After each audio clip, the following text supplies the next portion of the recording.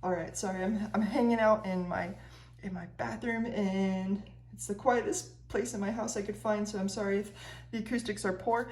But let's say you have a molecule C6H6O, and you're looking for the mass, and you also want to express the uncertainty of this mass.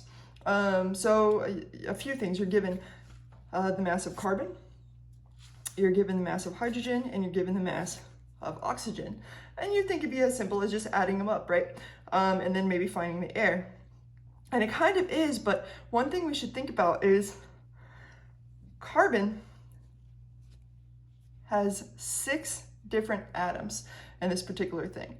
And each one of those atoms, we're going to treat it, even though we know that they're different in terms of the fact that they could be different isotopes, etc.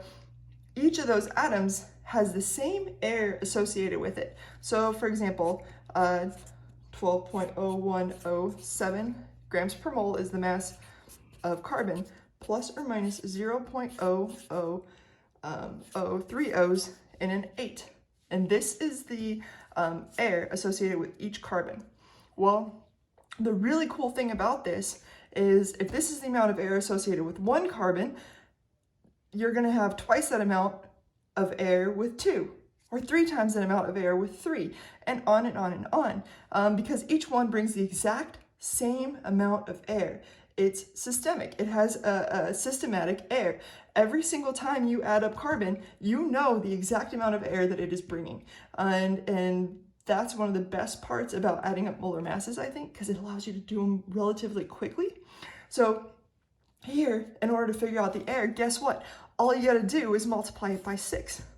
And that will tell you the air that's brought with all those 6 carbons. If you do this, you get an answer of 72.0642 plus or minus 0.0048. So what I did is I just took 6, multiplied it by 48 there, and 6, and multiplied it by the 12.07. Hydrogen, we got 1.00794 plus or minus 0.12347.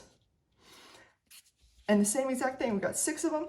Every single hydrogen brings this same amount of air. So if it all brings the same amount of air, shoot, you can just multiply it by the amount that you have, which happens to be 6. Another way to think about it is, well, actually, I think that is still the best way to think about it. You got 6 of these, they all bring the same amount of air. 6 of those, they're all bringing the same amount of air. And then this one oxygen. If you multiply this times 6, you get 6.04764 plus or minus 0.00042.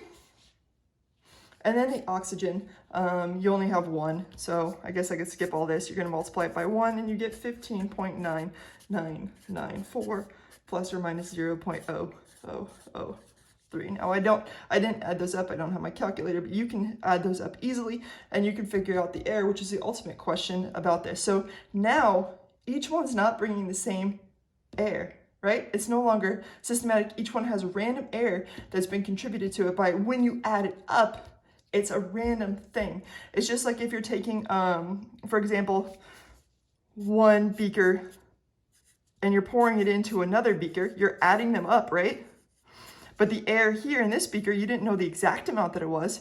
You're pouring it into here, you don't know the air of this beaker either. And when you add them up, you've got to take that air into account. You can't just add the air up. Here's where we have to go through and use our uncertainty rules. And here's where we would take the square root. Now, again, it's pretty good because you're still just adding these up. And personally, I think addition of air ends up being really, really simple because you just take the square root of each of these airs squared.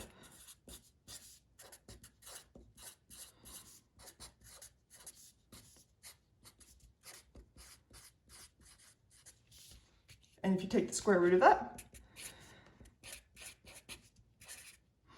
you get 0.00483. Absolute uncertainty would be in 1 sig vig. So this is what we're looking at. So hope that helps.